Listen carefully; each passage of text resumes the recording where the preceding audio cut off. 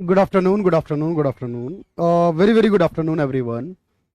एक बार सभी लोग जल्दी से कमेंट कर दे, मेरी वॉइस क्लियर आ रही है आप लोगों के पास? सब कुछ बेहतर। चलिए भाई, गौरव बताए मुझे। यस, चलिए भाई, क्लियर है, सब कुछ बेहतर है। वंदे मातरम भाई सभी को। जय हिंद, जय भारत। ये भाई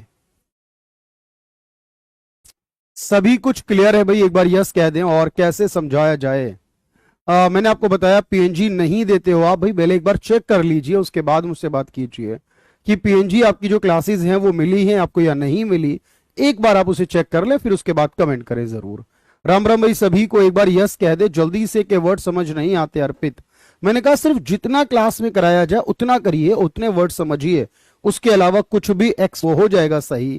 कोई बात नहीं भाई आदित्य, इस बात से फर्क नहीं पड़ता, बट एक में आ रही है सर वॉइस। चलिए भाई, तो मेरी बात को ध्यान से सुनिए और समझिएगा कि सर आपने बेसिक इंफॉर्मेशन इकोनॉमी के बारे में पढ़ा है। मैं जल्दी से 5 मिनट आप लोगों से सवाल कर लेता हूं, आप मुझे आंसर करके बताइएगा कितने याद हैं आप लोगों को। मैंने आप लोगों से पूछा हमारे पास, उसमें माइक्रो और मैक्रो दो टर्मिनोलॉजी यूज की जाती हैं। ये दोनों टर्म्स का यूज सबसे पहले किसने किया था? पहला सवाल है मेरा। कि मैंने आप लोगों को पढ़ाया हुआ है कि कैनन ऑफ टैक्सेशन जो दिए गए हैं वो एक हमारे अर्थशास्त्री, एक इकोनॉमिस्ट के द्वारा दिए गए, जिनका नाम क्या है आप मुझे बताएंगे। सेकंड क्वेश्चन है। तीसरा क्वेश्चन आप मुझे बताएंगे कि ऐसी इकोनॉमीज जहां पर हम फॉरेन इन्वेस्टमेंट करना अलाउड नहीं करते हैं, विदेशी निवेश नहीं कर सकते हैं, उस क्लास में आपको क्या, उस इकोनॉमी को आप क्या कह सकते हो भाई? तीसरा क्वेश्चन है मेरा। चौथा सवाल आप मुझे बताएंगे सर ऐसी इकोनॉमीज कौन सी होंगी जिनकी इनकम $1135 या इससे कम होती है, यानी कि $1136 से कम जिन देशों की औसत आय रहती है उनको क्या कहा जाता है? ऐसी इकोनॉमीज के बारे में मुझे बताएं कि जिसको समाजवादी कहा गया है। सर समाजवादी जो है वो कार्ल मार्क्स के द्वारा बताई गई विचार है। देखो एक बात याद रखना, माइक्रो और मैक्रो एक इकोनॉमिस्ट है नॉर्वे देश के, रैग। दूसरी बात याद रखिएगा कि जो कैनन ऑफ टैक्सेशन नाम की थ्योरी है ये एडम स्मिथ के द्वारा दी गई है, याद रखना। $1135 या इससे कम होती है, यानी कि 1136 से कम होती है, उनको लो इनकम यानी कम आय वाला देश कहते हैं। फ्री से इन्वेस्टमेंट करना अलाउड नहीं होता, ना इनफ्लो ना आउटफ्लो, ना आ सकता है ना जा सकता है, वो हमारे क्लोज्ड इकोनॉमी कहलाते हैं। और उस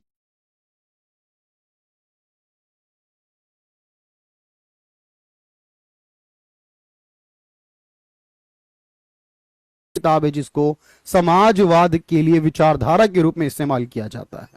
अब मैं आज की बात कर लेता हूं। सर आज क्या पढ़ने वाले हैं, आज की क्लास में हम लोग क्या डिस्कस करने?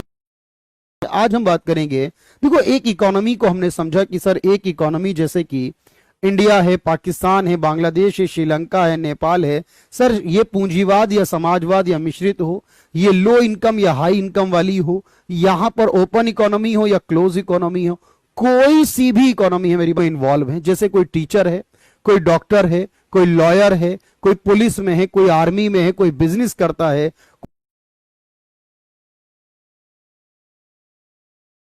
टेलीविजन में काम करता है, कोई फार्मर है, कोई लेबर क्लास काम करता है, कोई ऑटो चलाता है, कोई रिक्शा चलाता है, कोई सेल्समैन ही करता है, किसी की दुकान है, किसी का मकान है वो किराए पर देता है। यानी अलग अलग लोग हैं सर जो अलग अलग काम करते हैं, बट कोई बात नहीं भाई।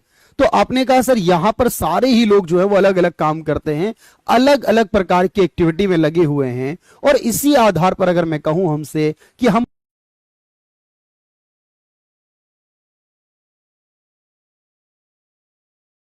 या उसके रिलेटेड कामों में लगे होंगे सर उनको प्राइमरी कहेंगे। जो लेबर क्लास काम कर रहे हैं, जो इंडस्ट्रीज में लगे हैं, उद्योगों में लगे हैं, उनको सेकेंडरी में रखेंगे। और जो सर्विस प्रोवाइड के काम में है, जैसे डॉक्टर, टीचर,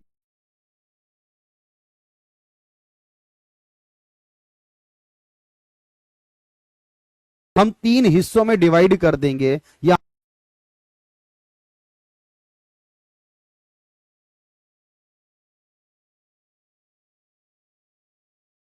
देश में जितने कुछ लोग प्राइवेट कर रहे हैं, बात समझ पा रहे हैं मेरी? अब सरकारी की बात करें, प्राइवेट की बात करें भाई, यहां पर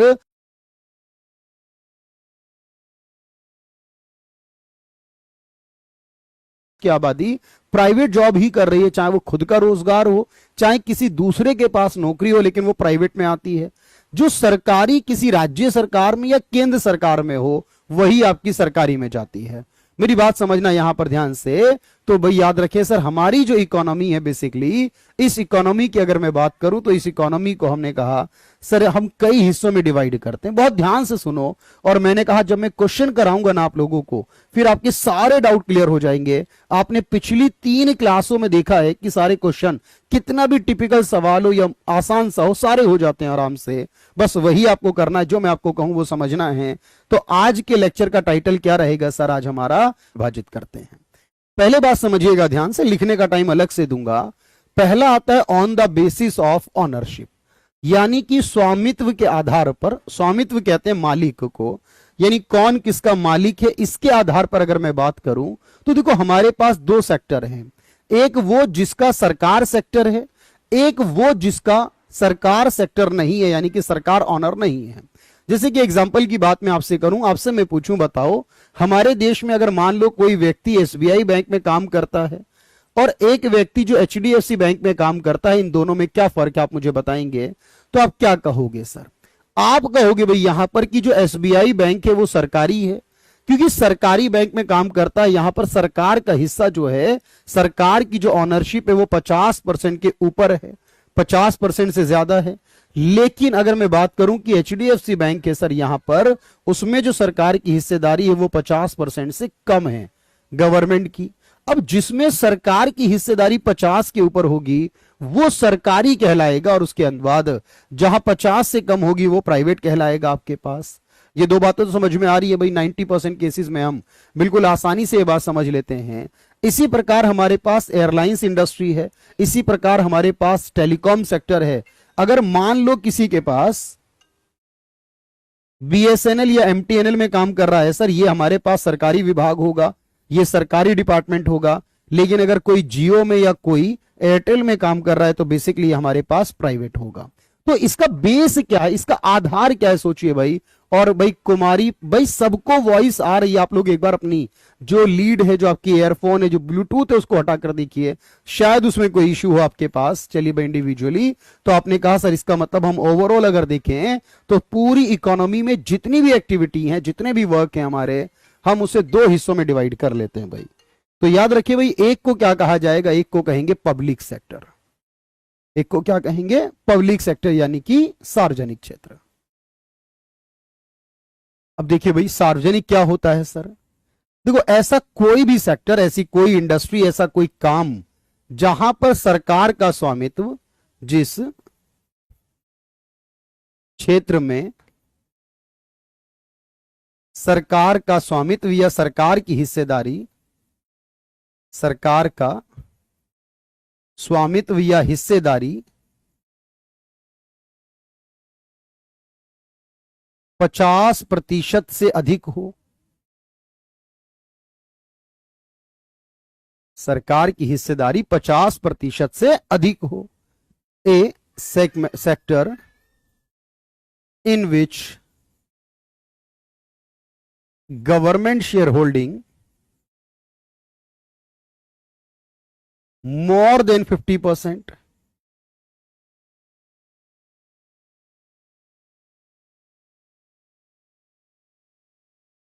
जहां पर सरकार की हिस्सेदारी 50% से कम हो। चलिए मेरे दोस्त याद रखना। अच्छा दूसरी बात क्या है सर यहां पर? अगर हम बात करें सेकंड के बारे में सर, यहां पर अगर मैं आपसे कहूं एग्जांपल के तौर पर, मैंने कहा अगर किसी बैंक की बात करें तो एसबीआई बैंक जो होगा वो सरकारी होगा एग्जांपल के लिए। अगर मैंने कहा बीएसएनएल की बात करूं, भारत संचार निगम लिमिटेड, बीएसएनएल टेलीकॉम सेक्टर में जो है वो सरकारी होगा। अगर हम बात करते हैं इंडियन रेलवे के बारे में, तो इंडियन रेलवे के कुछ हिस्से को प्राइवेट किया गया, लेकिन ज्यादातर हिस्सा रेलवे का सरकारी होगा, तो इंडियन रेलवे सरकारी होगा। अगर हम लाइफ इंश्योरेंस कंपनी यानी एलआईसी की बात करें, और इस तरह के तमाम सेक्टर जितने भी होंगे सर, वो सारे के सारे क्या कहलाएंगे? सरकारी होंगे। लेकिन अगर हम बात करते हैं किसी सेगमेंट की जहां सरकार की हिस्सेदारी 50% से कम हो, तो उसे क्या कहेंगे? उसे प्राइवेट सेक्टर कहेंगे, उसे निजी क्षेत्र कहेंगे। बात समझिए भाई, प्राइवेट सेगमेंट है।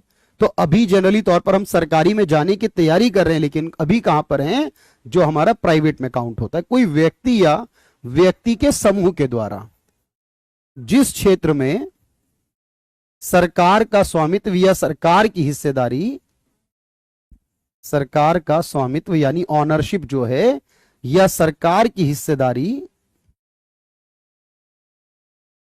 50% से कम हो,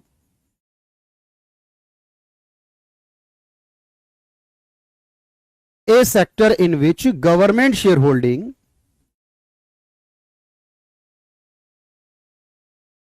लेस देन 50%, सरकार की हिस्सेदारी लेस देन 50% हो, 50% से कम हो,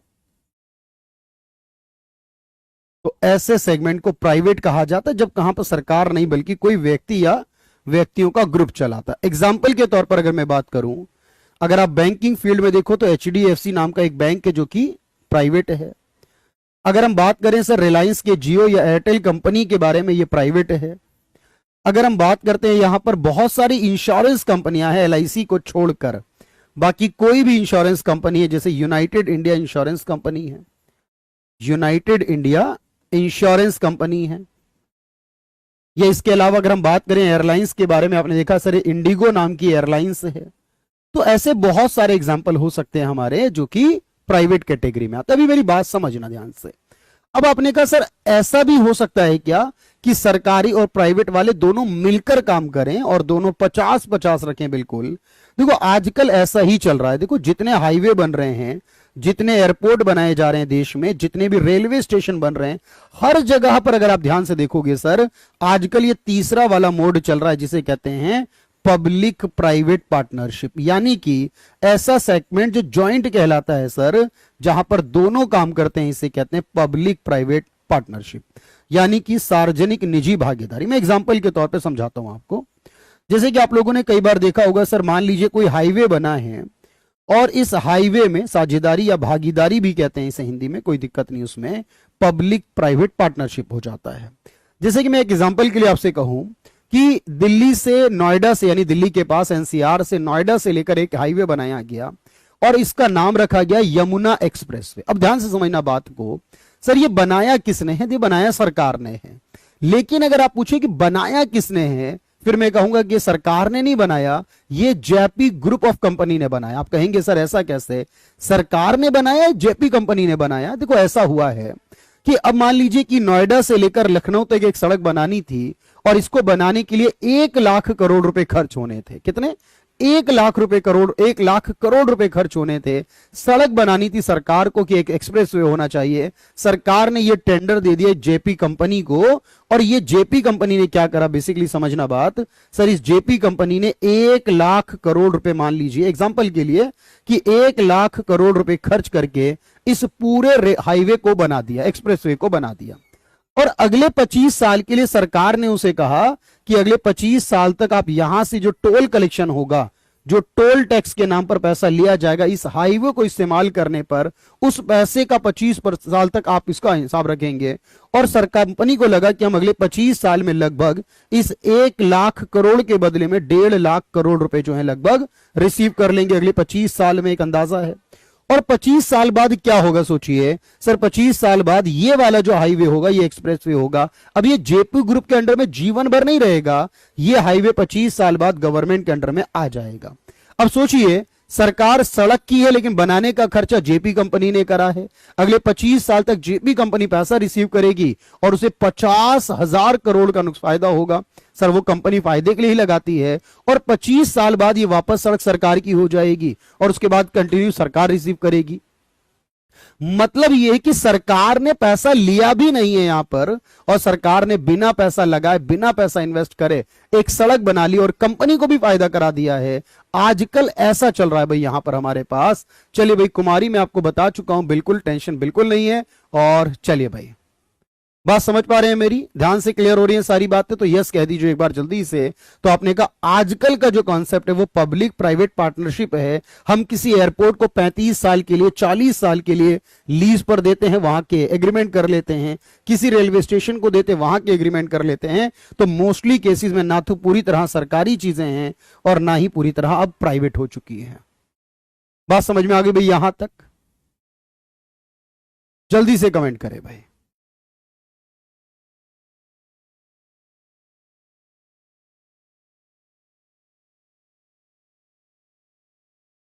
चलिए भाई, स्वाति, कुमारी, अंकित, नीरज, एवरीवन, चलिए भाई, ये बात समझ में आ रही है कि सर ये पूरी तरह सरकारी हैं, ये वाली प्राइवेट हैं, और कुछ ऐसी हैं जो सरकार प्राइवेट मिलकर काम कर रहे हैं। भाई भाई अंकित, आपने क्या समझा मुझे ये बताइए पहले। आपके मुझे डाउट बता दीजिए। आपकी क्लास भाई रियली मैं बता रहा हूं आपको आज कि भाई मैं सुबह से अभी तक टीच कर रहा हूं। सुबह 6:15 बजे से मैंने टीच करना शुरू करा, पढ़ाना शुरू करा। कम से कम मैं 6 बैचेज में क्लास ले चुका हूं। भाई इतनी इशू कहीं पर भी नहीं है। थोड़ा सा इशू है अगर, तो वो थोड़ा सा इशू बात क्लियर हो जाती है। लेकिन आप सिर्फ अपने ही कमेंट में लगे रहते हो, अपनी ही बातों में लगे रहते हो। मतलब टीचर के पढ़ाने से कोई कनेक्शन नहीं किसी भी बात का, और बस आपको सिर्फ अपनी बात करनी है, अपनी चीजों को समझना है और अपने कमेंट्स को कमेंट करना, और उसके बाद फिर एक बात कहनी कि सर समझ नहीं आया कुछ भी। तो मुझे नहीं पता भाई आप कैसे, किस तरह से कर रहे हैं। बिल्कुल इस तरीके से आप करेंगे तो आप खुद का नुकसान कर रहे हैं इंडिविजुअली, है ना। प्लीज भाई आपके बेहतर के लिए, आपके एग्जाम्पल के लिए मैंने बताया। सर आजकल जैसे बहुत सारे एयरपोर्ट्स को डेवलप किया जा रहा है, तो जितने भी रेलवे स्टेशन बनाए जा रहे हैं, बात को समझो भाई, जितने भी रेलवे स्टेशन बनाए जा रहे हैं आजकल ये रेलवे स्टेशन को प्राइवेट वाले बना रहे हैं। तो सरकार क्या कर रही है कि कुछ साल के लिए प्राइवेट वालों को उस रेलवे स्टेशन का टेंडर दे रही है। भाई जैसे यहां पर बहुत सारे एयरपोर्ट हैं सर, अभी हमने देखा है कि अडानी ग्रुप ऑफ कंपनी, जो अडानी कंपनी है, याद रखना, वो अडानी कंपनी यहां पर क्या है सर, उसको बहुत सारे यहां पर एयरपोर्ट जो दे दिए गए और वो अगले 35 साल या 40 साल के लिए वो डेवलप करेंगे। क्या वो एयरपोर्ट कंप्लीटली अडानी कंपनी के होंगे? नहीं, कितने साल के लिए दिएगा उसको इंपॉर्टेंट होगी, और उसके बाद वापस सरकार की हो जाएंगे। तो रेलवे स्टेशन का डेवलपमेंट हो, एयरपोर्ट का डेवलपमेंट हो, किसी भी इंडस्ट्री को डेवलप करना हो, कोई भी हाईटेक सिटी बनानी हो, कोई भी एक्सप्रेस वे बनाना हो, कोई हाईवे बनाना हो, आजकल सारे काम किस मोड में किए जा रहे हैं sir? Public private partnership mode में किए जा रहे हैं। भाई बात अब क्लियर होनी चाहिए, सरकारी है, प्राइवेट है, और दोनों का कॉम्बिनेशन भी है।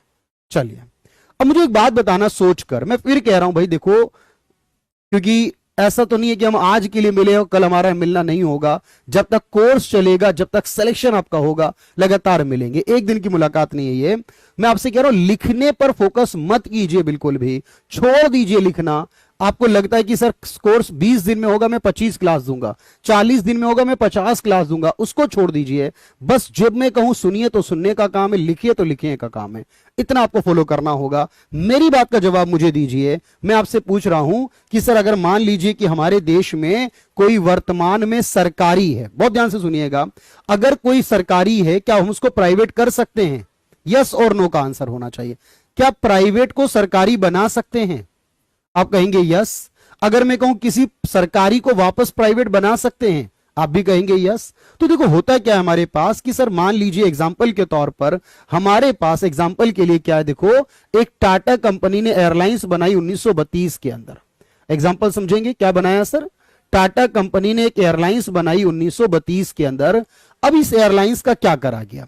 हमारी देश जब आजाद हुआ, हमारे देश की सरकार बनी 1953 के करीब में, 1953 के आसपास, याद रखना, सरकार ने इस टाटा कंपनी के शेयर को खरीद लिया। अब जो सरकार ने टाटा कंपनी के शेयर खरीद लिए, तो इसका ही नाम बदल के क्या रख दिया भाई? एयर इंडिया रख दिया। तो आप कहोगे सर ये पहले क्या थी? जब टाटा एयरलाइंस थी तो ये प्राइवेट थी, लेकिन 1932 में इसी को एयर इंडिया बना दिया, तो ये कैसी हो गई? आपने कहा ये गवर्नमेंट की हो गई, यानी सरकार की हो गई। तो प्राइवेट वाला सरकारी हो सकता है बिल्कुल, लेकिन 1953 के बाद इसी को अब 2020 में आकर वापस से सरकार ने एयर इंडिया तो रखा इसका नाम, लेकिन अब इस एयर इंडिया को जो सरकारी था पहले, अब इसको वापस से प्राइवेट कंपनी को बेच दिया और ये फिर से प्राइवेट हो गई। ये बात तो समझ में आ रही है सर? इसका मतलब देखो क्या हुआ मेरे दोस्त, जब कोई चीज प्राइवेट हो और वहां से सरकारी बने, जब कोई चीज प्राइवेट हो और वहां से सरकारी बने तो सरकारी बनने को बोलते हैं नेशनलाइजेशन। मेरे दोस्त क्या बोलते हैं इसे? राष्ट्रीयकरण करना बोलते हैं सर। यानी कि किसी भी चीज को प्राइवेट से सरकारी बनाना, ये राष्ट्रीयकरण हो गया, राष्ट्रीय कर दिया, सरकारी बना दिया। लेकिन जब कोई चीज वापस सरकारी से प्राइवेट कर दी जाए, सरकारी से वापस प्राइवेट करने को ही सर प्राइवेटाइजेशन करना कहते हैं, उसी को हमने निजीकरण करना कहते हैं मेरे दोस्त। तो आजकल क्या हो रहा है और पहले क्या होता था? अब मुझे जवाब दीजिए सर, आजकल इनमें से क्या हो रहा है और पहले क्या होता था? तो मैं आपसे कहूं कि हमारे देश में 1990 के बाद से, यानी 1991 से, मैंने आपको बताया था जब से हमारे देश ने ओपन अर्थव्यवस्था को चुना है, जब से हमारे देश ने मनमोहन सिंह जी की थ्योरी की बात की है सर, तब से हम लोग क्या कहेंगे, 1990 के बाद से किसको बढ़ावा मिल रहा है सर? सारी चीजों को धीरे धीरे प्राइवेट किया जा रहा है। कांग्रेस हो या बीजेपी हो, प्राइवेट करने में लगी है, तो प्राइवेटाइजेशन है। 1990 के पहले की अगर मैं बात करूं तो 1990 से पहले क्या होता था देश में सर? 1990 से पहले जो होता था वो नेशनलाइज होता था, वो सरकारी बनाया जाता था। कोई इसका प्रैक्टिकल एग्जांपल देके बताइए। मैं आपको बताता हूं। देखो, हमारे देश में जब इंदिरा गांधी थी, 19 जुलाई 1969 के दिन, वैसे आपको एक एग्जांपल में दे चुका सर, ये एग्जांपल सबसे बेस्ट एग्जांपल है। इस एग्जांपल में दोनों काम हो गए भाई। यहां पर 19 जुलाई 1969 को 14 प्राइवेट बैंक थे सर, उनको प्राइवेट बैंक को सरकारी बनाया था। तो 14 प्राइवेट बैंक को क्या कर दिया गया था? सरकारी बना दिया गया। इसी को क्या कहोगे? राष्ट्रीयकरण करना कहोगे मेरे दोस्त। तो याद रखना, बैंकिंग में ये सवाल बार बार पूछा जाता है। हार्दिक वेट कर लो, अभी बताऊंगा मैं आपको आईपीओ लॉन्च करना किसे कहते हैं। तो सर 14 बैंकों को, यानी 19 जुलाई 1969 को 69 के अंदर जब प्राइवेट किया गया था, ये बेस्ट एग्जांपल है। अच्छा, अभी क्या एग्जांपल है सर प्राइवेटाइजेशन का? मैं आपको बताऊं। जैसे कि एयर इंडिया है, उसके हिस्से को बेच दिया गया। जैसे कि अगर आप कहेंगे सर यहां पर एक कंपनी है, जैसे एलआईसी का शेयर है, एलआईसी के कुछ शेयर को बेच दिया गया है। कोल इंडिया लिमिटेड कंपनी के कुछ शेयर को बेच दिया गया। तो आज के समय में बहुत सारे ऐसे बैंक हैं जो प्राइवेट, सरकारी से प्राइवेट बनाए जा रहे हैं। बहुत सारी कंपनियां सरकारी से प्राइवेट है। रेलवे में इससे पहले सरकारी नहीं होता था, अब इसमें प्राइवेट होना शुरू हो चुका, पहले पूरा सरकारी होता था। अब मेरी बात को समझना, आपके मन में सवाल यही है सर, ऐसा करने के पीछे सरकार का कारण क्या है? देखो, मैं पूरी बात बता रहा हूं, लिखने का टाइम अलग से दूंगा। तो देखो सर, इसके पीछे सरकार का सबसे बड़ा कारण यह है कि देखो, जब कोई चीज प्राइवेट होती है, जब हम प्राइवेटाइजेशन लेकर आते हैं ना, जब हम निजीकरण लेकर आते हैं किसी भी चीज के अंदर, तो उसका सबसे बड़ा बेनिफिट क्या होता है? देखो कि सरकार का जो बर्डन है, क्योंकि आप जानते हैं सर, जो भी चीज सरकारी होती है वो नुकसान वाली होती है।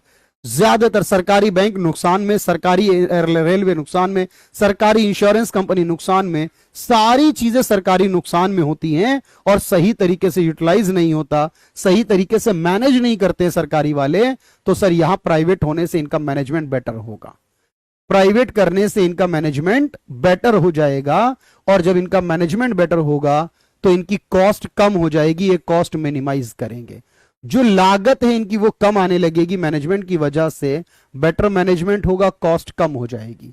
और कॉस्ट कम होने की वजह से क्या है कि सर ये प्राइवेट वालों के पास चला जाएगा तो बेटर क्वालिटी, सर्विस की क्वालिटी बेटर हो जाएगी, बेटर सर्विस क्वालिटी हो जाएगी। यहां पर अच्छी क्वालिटी आपको मिलने लगेगी, बेटर क्वालिटी मिलेगी यहां पर। और इसके अलावा ये क्या करेंगे कि सर अपने प्रॉफिट को मैक्सिमाइज करेंगे और साथ में सरकार का बर्डन, गवर्नमेंट का जो बर्डन है, गवर्नमेंट का जो लॉस है, सरकार का जो नुकसान है, गवर्नमेंट बर्डन वो लेस, यानी कि कम हो जाएगा। अब इतने सारे कारण हैं जो सरकार कहती है कि हम प्राइवेट करेंगे तो इससे ये बेनिफिट मिलेंगे, लेकिन नुकसान क्या होगा? पूरी तरह से प्राइवेट नहीं हो सकते, ये बिल्कुल बात है कि हम थोड़ा सा बैलेंस करने की जरूरत है बिल्कुल हमें। लेकिन इससे नुकसान ये होगा सर कि हमारे जो गरीब वर्ग है, उस गरीब वर्ग के लिए कुछ नहीं होगा। हमारे पास क्वालिटी बेटर होगी लेकिन उसके लिए चार्जेस ज्यादा पे करने पड़ेंगे, है ना भाई? तो ये भी तो नुकसान है ना, हमारे पास ज्यादा चार्जेस, ज्यादा प्राइस होंगे। सर वही लोग सर्विस ले पाएंगे जो कि अच्छा पे करते हैं, गरीब लोगों को नहीं मिलेगा, सोशल वेलफेयर नहीं होगा, सिर्फ प्रॉफिट और प्रॉफिट की ही बात होगी। तो मैं ये कह रहा हूं आपसे, मेरी बात को ध्यान से सुनना, कैसे करें भाई, शायद मोटिव होगा इकोनॉमी को रेज करना, बिल्कुल है, क्योंकि सरकार का नुकसान कम होगा। बजट में सरकार घाटा में रहती है और उस घाटे को कम करना है तो खर्चे को कम कर लो, कॉस्ट ज्यादा नहीं हो सकती। प्राइवेट में जनरली प्रति व्यक्ति, देखो पर यूनिट की बात हम कर रहे हैं मेघराज, पर यूनिट की अगर हम बात करें किसी काम में तो उसकी कॉस्ट हमेशा कम होती है, क्योंकि मैनेजमेंट बेटर होने में कॉस्ट कम ही होगी, कॉस्ट ज्यादा नहीं हो सकती कभी। लेकिन अगर मैं आपसे कहूं कि सर बताइए प्राइवेट अच्छा है या सरकारी होना अच्छा, देखो दोनों चीजों में बैलेंस होना जरूरी है। तो एक इकोनॉमी के अंदर ना चीजों का बैलेंस करना बहुत जरूरी है। जिस इकोनॉमी में बैलेंस होता है ना वो सबसे बेस्ट होती है, चाहे वो दुनिया की कोई सी इकोनॉमी हो। और आप जानते हैं कि मैं आपको बताऊं कि देखो हमें यह लगता है कि सर अभी देश में बीजेपी की सरकार है और बीजेपी की सरकार रहेगी तो प्राइवेट करेगी। मैं आपसे कह रहा हूं आज बीजेपी की सरकार जिस दिन चली जाएगी ना उसके बाद भी प्राइवेट होता रहेगा, प्राइवेट होना बंद नहीं होगा। देखो भाई प्राइवेट की शुरुआत क्यों हुई है सर, आप कहोगे सर 91 के बाद हुई है, और 91 के बाद जो सरकार थी वो कांग्रेस की थी, लेकर आने वाली कांग्रेस थी। उसके बाद 10 साल मनमोहन सिंह पीएम रहे तब भी कांग्रेस की सरकार रही, तब भी हुआ था। अटल बिहारी वाजपेयी और बाकी प्रधानमंत्री रहे छोटे छोटे समय में, वो रहे, नरेंद्र मोदी जी रहे समय में, बिल्कुल रहेगा। लेकिन मैं ये कह रहा हूं कि जो कांग्रेस की विचारधारा थी उसके अकॉर्डिंग जो सरकारी को प्राइवेट बनाया जा रहा था ना सर, वो थोड़ा थोड़ा बनाया जा रहा था, वो थोड़ा थोड़ा बनाया जा रहा था। लेकिन अब आप कहोगे, और याद रखना अब क्या हो रहा है सर, अब बहुत ज्यादा बनाया जा रहा है। यानी हमारा जो विरोध अगर सरकार से हो अगर, तो वो ये हो सकता है कि सब कुछ प्राइवेट मत करो, ये नहीं हो सकता प्राइवेट बंद कर दो, प्राइवेट तो होना ही है चाहे कोई सरकार आ जाए। अब वंदे भारत एक्सप्रेस आप देखिए ना कितनी बेटर क्वालिटी है, सब कुछ कितना बेस्ट आपको मिलेगा वंदे भारत एक्सप्रेस के अंदर। लेकिन आप जानते हैं फिर उसके आपको चार्ज भी देने पड़ेंगे, और ये कंप्लीटली प्राइवेट के माध्यम से रन की जाने वाली बनाई जाने वाली ट्रेन है सर। क्वालिटी बढ़ चुकी है, सेमी हाई स्पीड ट्रेन आ चुकी है, बुलेट ट्रेन आने वाली है, एयरलाइंस में हमें बेटर सर्विसेज मिलना शुरू हो चुकी हैं। तो ये सब कुछ प्राइवेटाइज है। आप सोचिए ना जितने रिचेस्ट पर्सन है, जितने अमीर व्यक्ति हैं वो सारे कहां जाते हैं सर, वो सारे के सारे जाके प्राइवेट बैंक में खाता खुलवाते हैं, जबकि उनको ज्यादा चार्ज देना पड़ता है, ज्यादा पैसा रखना पड़ता है, लेकिन वो बेटर क्वालिटी मिलती है, इसलिए प्राइवेट बैंक में खाते होते हैं सभी के। तो कहने का सेंस ये है कि हमें ये बात पता होनी चाहिए कि सरकारी चीज को प्राइवेट बनाया जा सकता है और प्राइवेट चीज को सरकारी भी बनाया जा सकता है।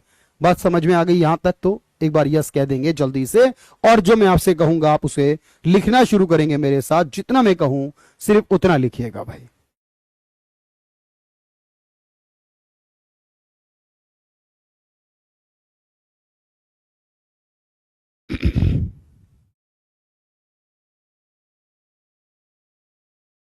चलिए, तो पहले डन वन करिएगा, पहली स्लाइड को डन कर लीजिएगा जल्दी से। तो इसको बैलेंस करना बहुत जरूरी है, दोनों को बैलेंस लेकर चलना होगा। Indian economy is unbalanced and forming you curved which is not good, यानी कि ऊपर से नीचे की ओर आ रही है भाई। चलिए पहले इसको डन कर लीजिए जल्दी से।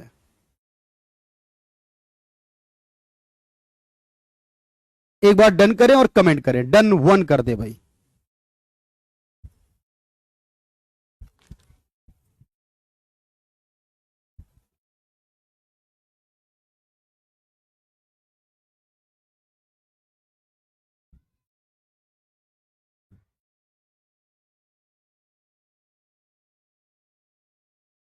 बिल्कुल हार्दिक सर, अंकित सर हिंदी में लिखो सर, हिंदी में। अरे मेरे दोस्त मेरे भाई, बिल्कुल अभी लिखवाने तो दो। चलिए भाई, पीडीएफ भी करूंगा मैं। ये भाई पूरा हिंदी में लिखा है। सार्वजनिक कहते हैं निजी क्षेत्र में सरकार का स्वामित्व 50% से ज्यादा हो, इसको लिखेंगे सर, ये सारा प्राइवेट हो जाएगा।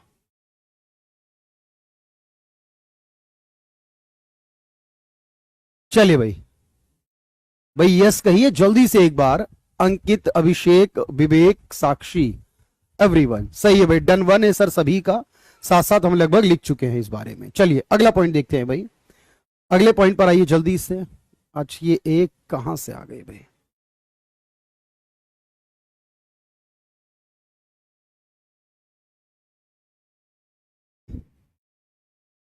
चलिए भाई सेकंड पर आ जाइए जल्दी से। सेकंड वाले को डन करिए, जो मैंने आपसे कहा उसको लिखिएगा उसी तरह से।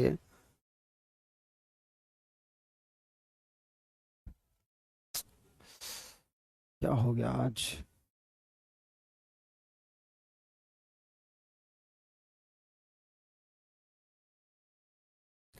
चलिए डन टू करिएगा जल्दी से। बिल्कुल 50-50% होगा जब बात प्राइवेट की होगी।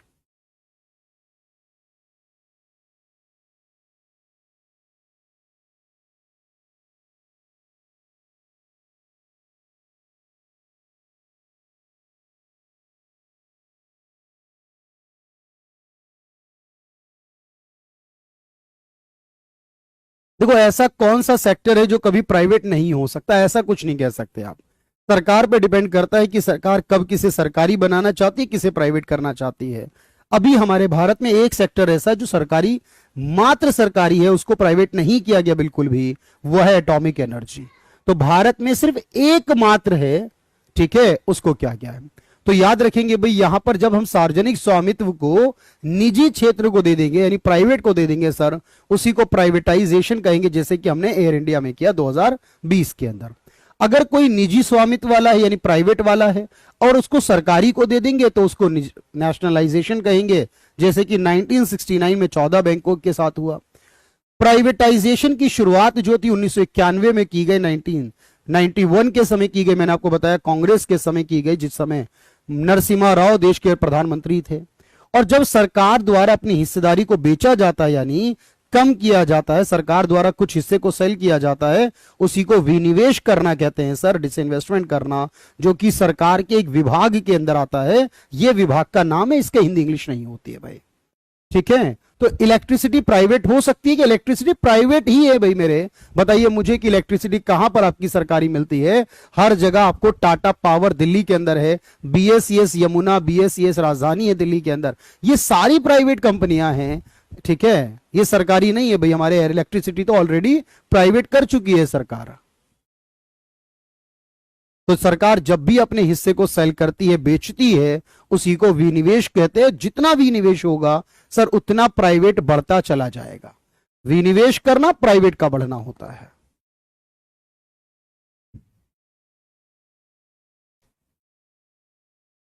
चलिए भाई डन है यहां तक। हार्दिक, मेघराज, एवरीवन।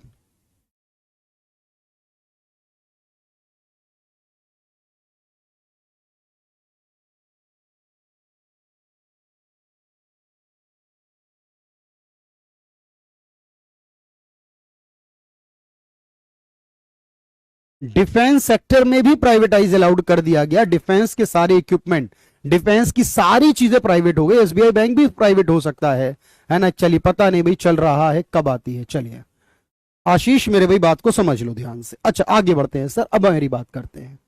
कोई बात नहीं भाई, ध्यान से सुनो। तो आपने कहा सर ये सारी बातें थी, ये नॉर्मली बातें, इनको अलग से याद रखें। इसको मैं रफ कर रहा हूं, यहां से आपको करने की जरूरत नहीं पड़ेगी। अब आगे देखिए भाई, इसको नहीं लिखना, ये छोड़ दीजिएगा, इसकी जरूरत नहीं है यहां पर। अब मेरी बात समझो पहले। देखो अब हमारे पास एक पॉइंट ये आता है कि जब हम बात करते हैं sir on the basis of activity. देखो एक्टिविटी का मतलब मैंने आपको बताया था, जब हम कोई काम करते हैं, जैसे कोई किसान है तो वो अपना काम कर रहा है, कोई लेबर है वो अपना काम करती है, कोई सर्विसमैन में अलग काम करता है। तो हमारे देश में जितनी भी एक्टिविटी हम करते हैं बेसिकली, हम उसको यहां 3 हिस्सों में डिवाइड करते हैं। सबसे पहले बात समझना सर, एक होता है जिसे कहते हैं प्राइमरी सेक्टर, एक होता है जिसे क्या कहते हैं, प्राइमरी सेक्टर कहते हैं, यानी कि प्राथमिक क्षेत्र कहते हैं। अच्छा, अब जो प्राथमिक क्षेत्र है इसका मतलब क्या है? देखो जब हम कोई भी एक्टिविटी करते हैं बेसिकली, और उस एक्टिविटी को हम एग्रीकल्चर से, यानी जो एक्टिविटी, जो काम, जो चीजें related to agriculture and allied sector होगा, जो चीजें एग्रीकल्चर से एंड एलिड सेक्टर से रिलेट करते हैं। एलिड का मतलब होता है उससे संबंधित काम में कृषि व संबंधित क्षेत्र से जुड़े कार्य होंगे। कृषि,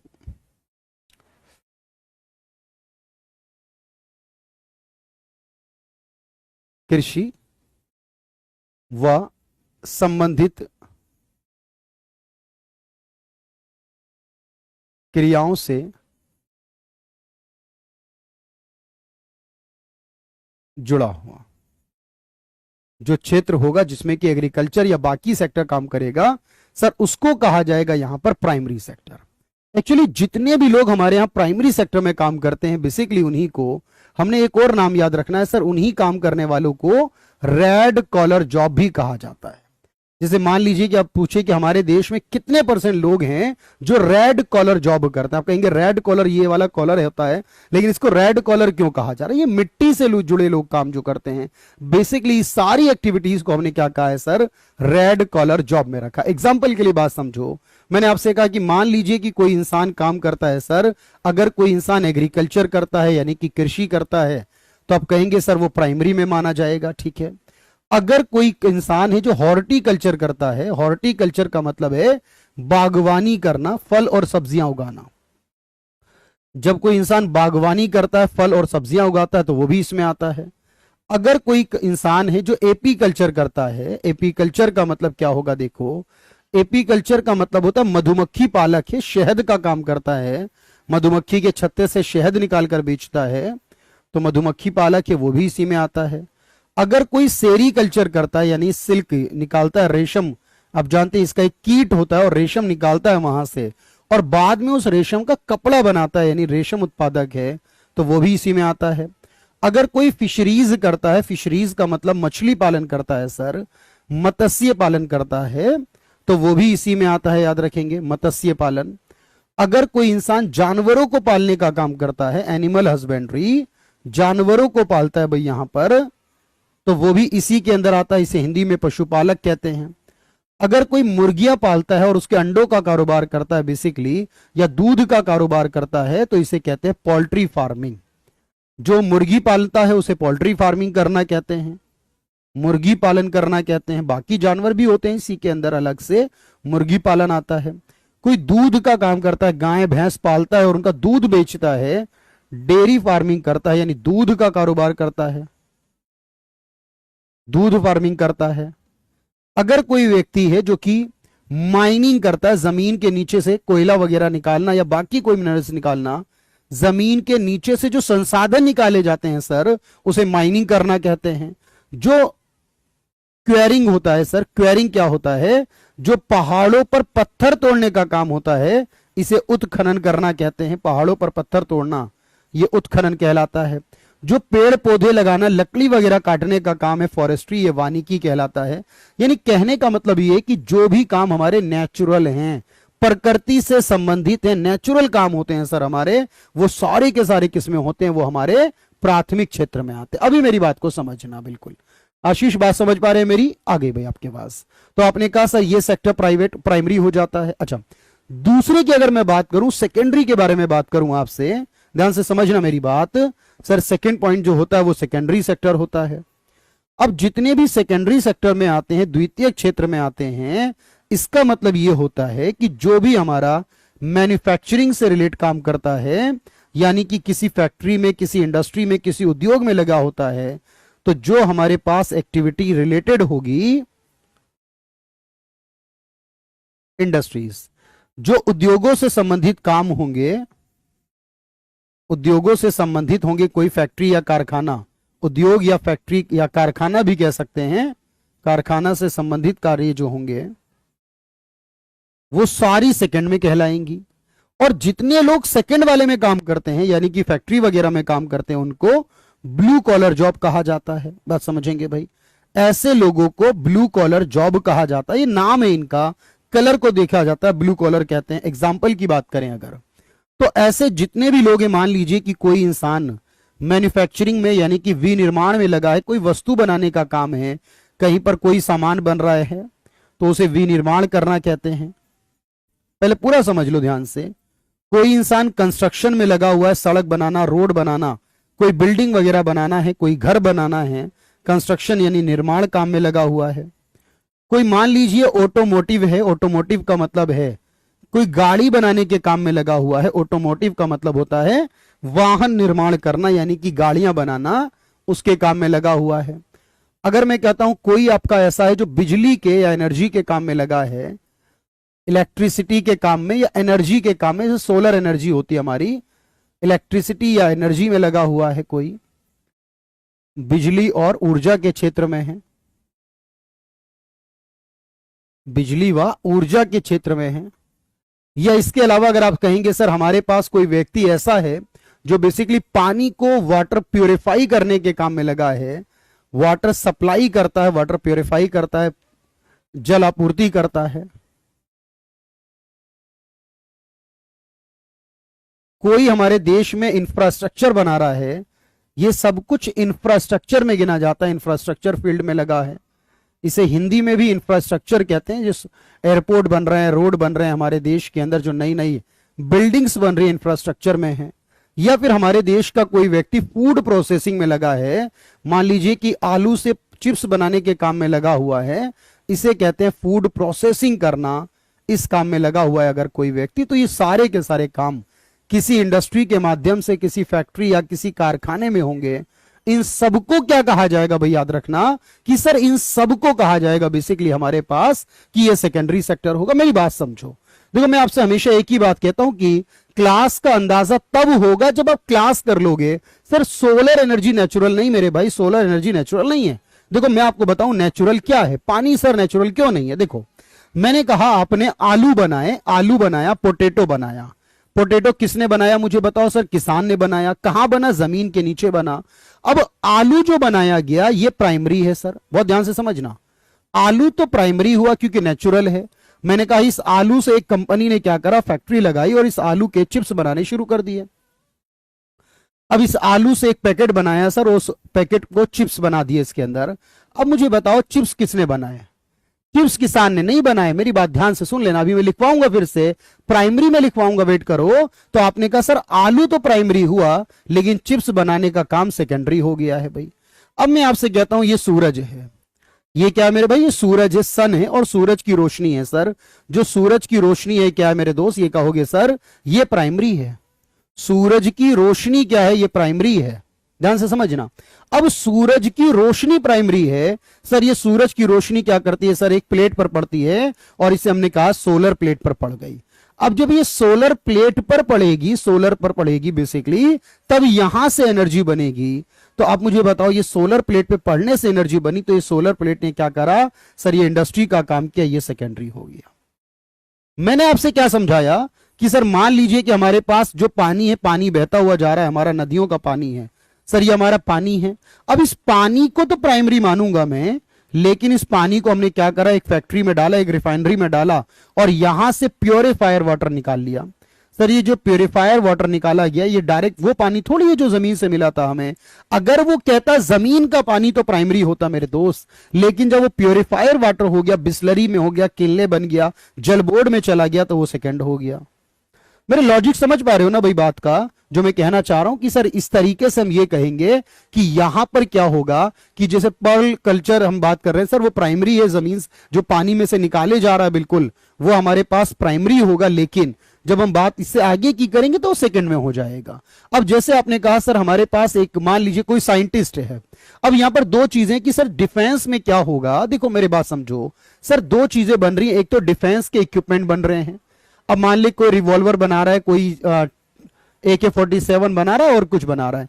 जो डिफेंस के इक्विपमेंट बन रहे हैं सर वो सेकंड वाले हैं, लेकिन जो डिफेंस में जॉब कर रहा है, कोई आर्मी में जॉब कर रहा है, कोई नेवी एयरफोर्स में जॉब कर रहा है, वो जॉब करना सर्विस में आता है ना भाई? ये बात समझने की जरूरत है।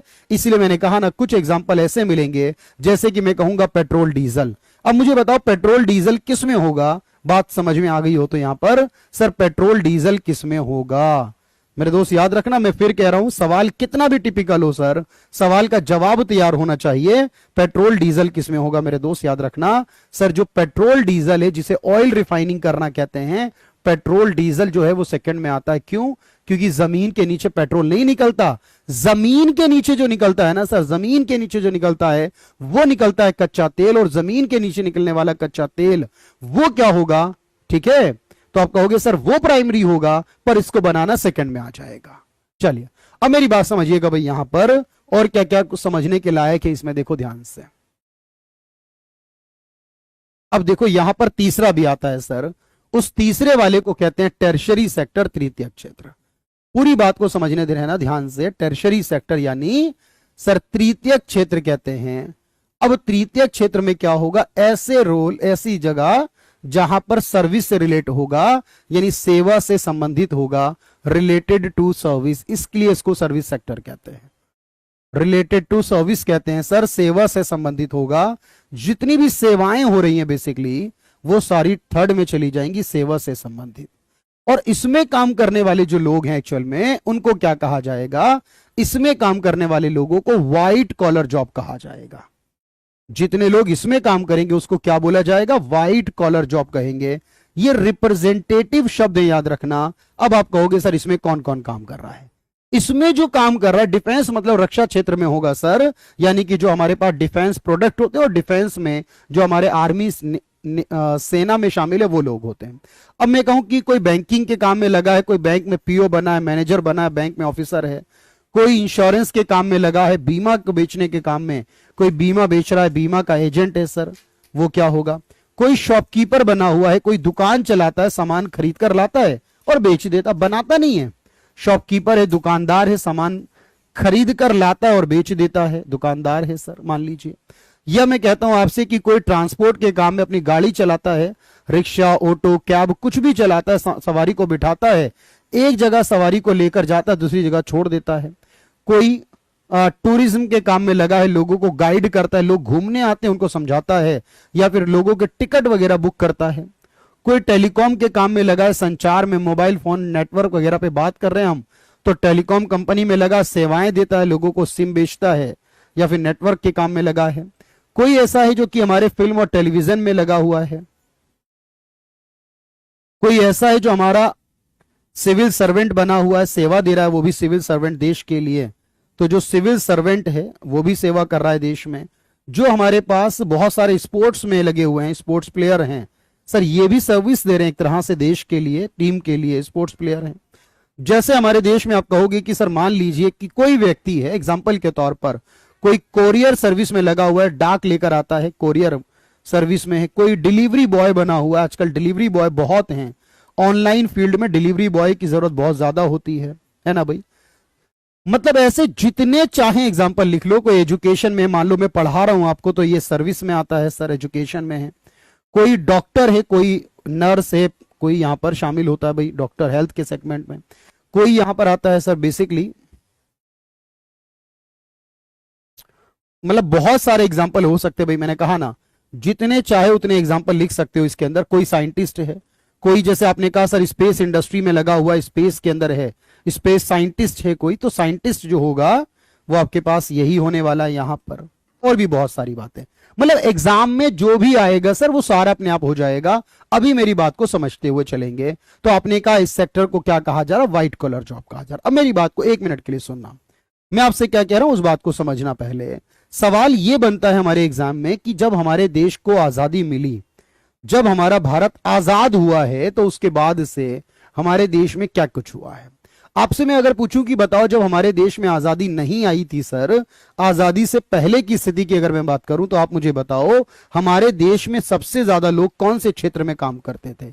यह सवाल आएगा। स्टूडेंट किसी में नहीं आएगा, क्योंकि स्टूडेंट कोई काम नहीं कर रहा भाई अंकित। अरे भाई इससे ज्यादा मैंने आपको देखो हर शब्द की हिंदी बताई। मैं इतनी उम्मीद करता हूं आपसे, भाई आप ऑफिसर बनने वाले हो, आप गवर्नमेंट जॉब में जाने वाले हो, आपको वहां पर एप्लीकेशन देनी होगी, वहां पर एप्लीकेशन रिसीव करनी होगी, किसी से बात करनी होगी, कुछ कॉमन शब्द हैं। देखो मेरे दोस्त, यहां पर एग्रीकल्चर की हिंदी कृषि है, यहां हिंदी बागवानी है, यहां पर मधुमक्खी पालक है। भाई इतनी उम्मीद मैं आपसे कर रहा हूं। इसकी हिंदी वानिकी लिखी सर आपने, यहां उद्योग लिखा है, यहां पर निर्माण, विनिर्माण लिखा है। भाई इतनी मैंने हिंदी लिखी हुई है। उसके अलावा मैंने यहां पर देखो हर शब्द की हिंदी लिखी है। यहां पर बैंकिंग को बैंक ही बोलते हैं हिंदी में, अगर इसको और हिंदी में जाओगे तो बड़ा मुश्किल हो जाएगा याद करना। इंश्योरेंस की हिंदी, परिवहन की हिंदी, टूरिज्म की हिंदी, संचार की हिंदी, फिल्म और टेलीविजन को तो फिल्म ही कहते हैं सभी लोग, चलचित्र तो कोई नहीं कहता भाई। यहां पर स्पोर्ट्स तो जानते हैं, खेल कूद में डिलीवरी बॉय है कोई, शिक्षा या स्वास्थ्य में। तो इतनी उम्मीद मैं आपसे कर रहा हूं भाई, एक ऑफिसर को बना रहा हूं भाई मैं यहां पर, एक स्टूडेंट को जो कि ग्रेजुएशन कर चुका है भाई। तो इतने भी अगर आप उम्मीद में नहीं खरे उतरेंगे तो फिर ऑफिसर बनने के सपने को कैसे पूरा करोगे भाई? इतना तो विश्वास लेकर आइए ना अपने अंदर कि हाँ सर इतनी बात तो कॉमन सी बात तो हो जाएगी। कोई यहां पर स्पेस साइंटिस्ट है हमारा, जो कि आजकल देख रहे हो चंद्रयान है, मंगलयान को लॉन्च कर रहा है, वो सारे के सारे।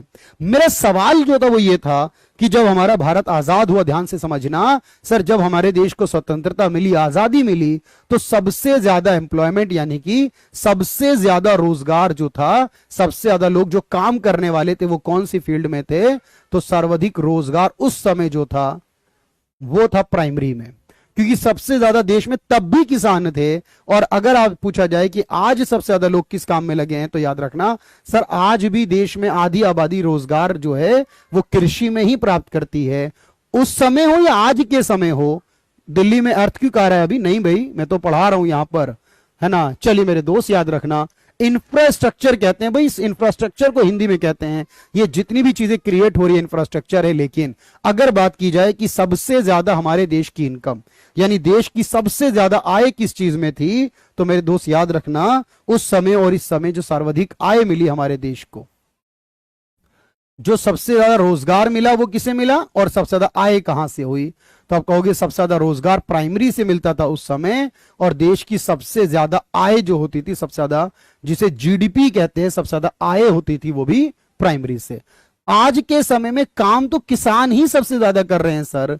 सर्वाधिक रोजगार तो आज भी देश में किसानों का है, लेकिन याद रखना सर्वाधिक आय किसानों की आज के समय नहीं है सर। सबसे ज्यादा कौन कमाता, आप कहोगे सर कोई आर्मी में है, कोई पुलिस में है, कोई डिफेंस की नौकरी कर रहा है, कोई बिजनेस कर रहा है मान लीजिए अपना। सर ये बिजनेस करने वाला कहां आएगा? याद रखो सर, जितना बिजनेस करने वाला, व्यवसाय करने वाला, ये जो बिजनेस कर रहा है, व्यवसाय कर रहा है, व्यापारी है, व्यवसाय करने वाला, कोई पुलिस की नौकरी कर रहा है किसी राज्य में, ये भी सेवा दे रहा है, कोई आर्मी या नेवी या फोर्स में लगा हुआ है, कोई डिफेंस फील्ड में लगा हुआ है, डिफेंस एम्प्लॉई है तो रक्षा क्षेत्र में लगा है, वो भी सेवा कर रहा है, कोई जज बना हुआ है, कोई वकील बना हुआ है, कोई जुडिशरी में है, न्यायपालिका में है, तो सर वो भी तो काम कर रहा है। जुडिशरी में बैठने वाला जो जज है सुप्रीम कोर्ट का, हाई कोर्ट का, वो भी देश में सेवा ही दे रहा है बेसिकली। ऐसे कोई भी एक्टिविटी यहां पर आ जाएगी भाई। चलिए भाई, हो सकता है अर्थक्वेक आया हो, अभी मुझे नहीं पता चला फिलहाल, बट कोई बात नहीं है भाई। यहां पर आपने कहा, लेकिन सर अब अगर हम बात करें 91 के बाद, देखो 91 के बाद सरकारी क्या होगा आपको पता है कि 91 के बाद प्राइवेट आया है सर, इसलिए सरकारी कम होगा। 91 के बाद क्या होगा? प्राइवेट बढ़ेगा। 91 के बाद हमारे देश में एग्रीकल्चर में कमी आई है और टर्शरी यानी कि तृतीयक में वृद्धि हुई है। तो जब भी देश आगे बढ़ता है, याद रखना जब देश में तरक्की आती है सर, तो हमेशा सर्विस वाले आगे बढ़ते हैं, और हमारा भारत सही डायरेक्शन में है, बिल्कुल सर्विस वाला लगातार बढ़ता चला जा रहा है। अब मैं आपसे कह रहा हूं, मुझे 2 मिनट दीजिएगा, मेरे इन सवालों के जवाब दीजिएगा, और इनसे मुझे पता चल जाएगा कि आपके पास कितनी नॉलेज है, आपने कितने क्वेश्चनों को सही किया है। प्रयास पूरे करिएगा।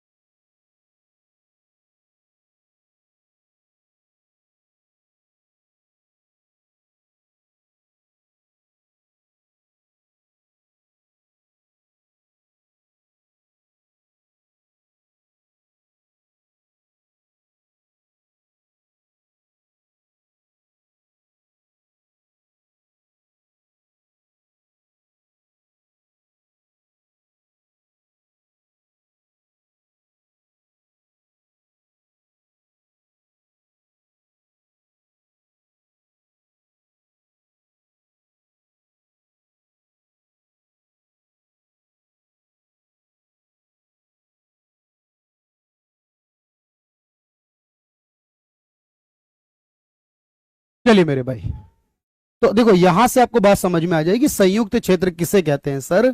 जहां सरकारी और प्राइवेट दोनों क्षेत्रों के बीच में होगा, उसी को हमने कहा है संयुक्त क्षेत्र।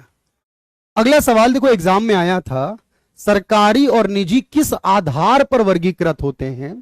वो कौन सा आधार होगा जिसपे हम सरकारी और प्राइवेट की बात करेंगे भाई? बिल्कुल प्री टू मेंस आराम से जाएगा भाई माधव, कोई दिक्कत नहीं है, एसएससी लेवल का कोई भी एग्जाम हो। चलिए मुझे बताइए, सरकारी और निजी में किस आधार पर होगा सर? क्वेश्चन नंबर 21 के साथ आंसर करें, नंबर लिखकर, क्योंकि पता नहीं भाई आप किस सवाल का जवाब दे रहे होगे। क्वेश्चन नंबर के साथ आंसर करें भाई।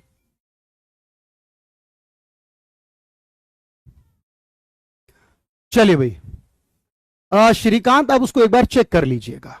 तो आपने कहा सर हम यहां पर ये देखते हैं ऑनरशिप किसकी है, हक किसका है, यानी मालिक कौन है। अगर सरकार मालिक है याद रखिएगा, किसके आधार पर सर? एक्टिविटी के आधार पर नहीं, एक्टिविटी के आधार पर जो होता है प्राइमरी सेकेंडरी टर्शरी होता है।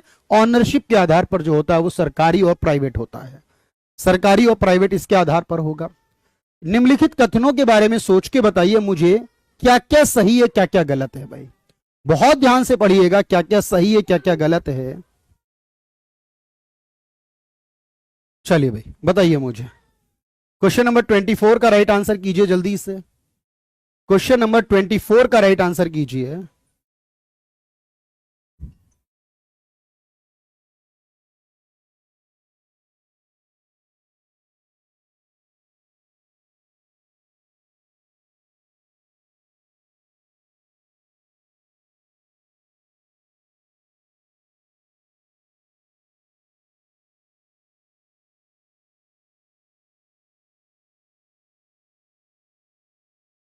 चलिए मेरे भाई, क्वेश्चन नंबर 24 देखो।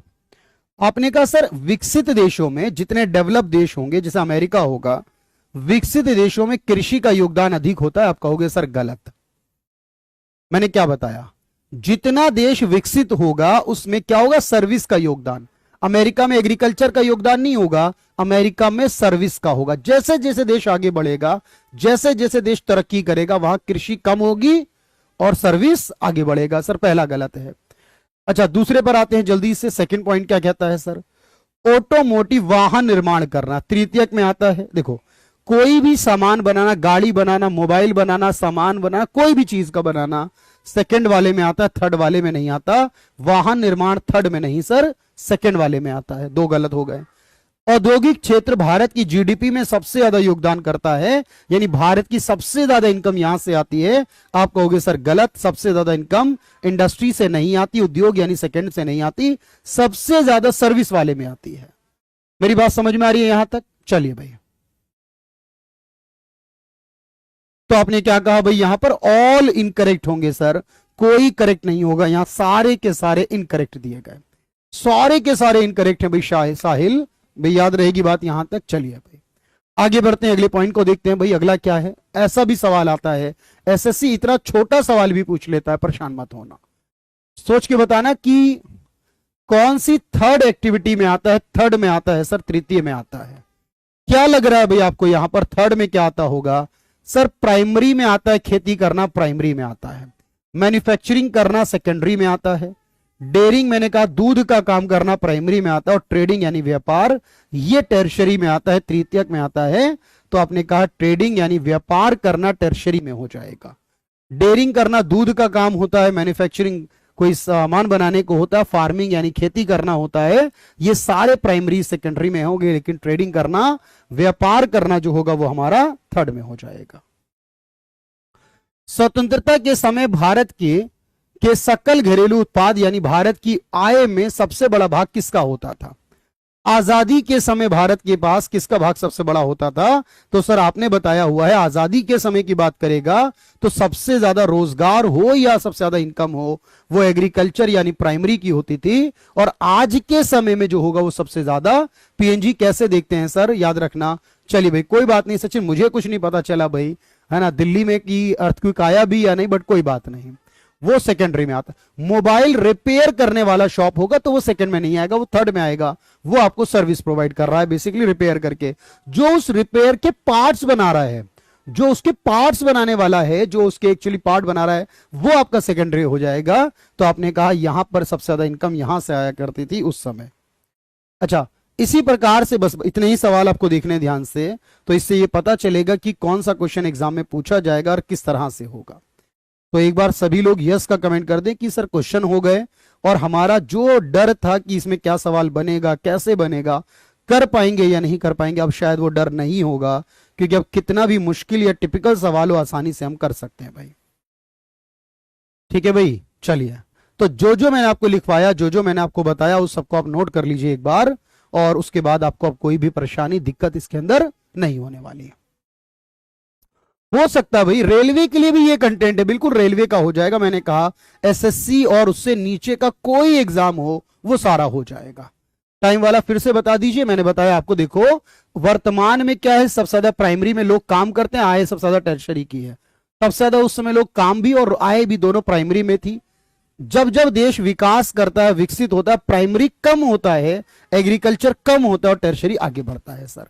ये सारी इंफॉर्मेशन को याद रखिएगा। अगली क्लास में मिलूंगा, अगले चैप्टर के साथ बात करूंगा। मैं फिर कह रहा हूं, बेहतर परफेक्शन के साथ और क्वालिटी लेकर दूंगा आपको मैं। लेकिन याद रखना, एक बार करना है सर, बार बार नहीं भटकना, कभी इस चैनल पर, कभी उस चैनल पर, कभी किसी और चैनल पर, अभी इस टीचर से, कभी कुछ टीचर से, किसी से नहीं। एक बार बेस्ट वे में करना है। टाइम लगेगा, टेंशन मत लीजिएगा। चलिए, thank you everyone, thank you so much.